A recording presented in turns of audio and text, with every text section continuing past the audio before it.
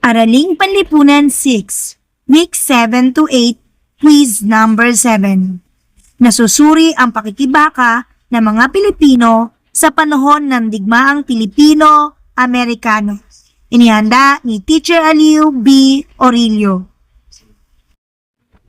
Kailan sumabog at lumubog ang barkong pandigma ng Amerika na USS Maine sa daungan ng Havana, Cuba?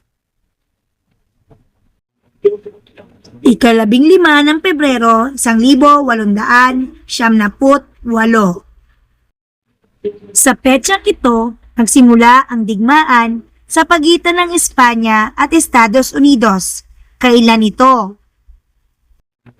25 ng Abril, 1878. Siya ang commander ng hukbong dagat ng Amerika sa Asya na nanguna sa labanan sa Look ng Maynila at naipanalo niya ito. Sino siya? George Dewey.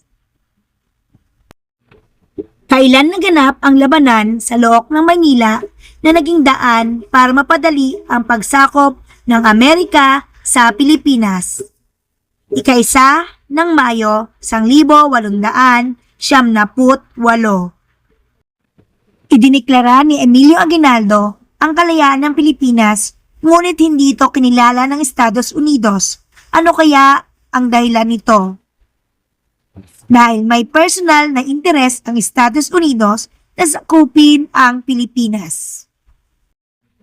Nagkunwari ang Espanya at Estados Unidos na naglaban upang maipasa ang Maynila sa Amerika nang hindi ito mapunta sa mga Pilipino.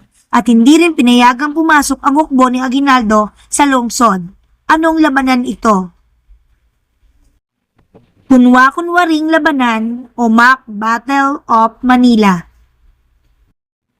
Kailan naganap ang kunwa-kunwaring labanan o Mock Battle of Manila? 13 ng Agosto, 1878.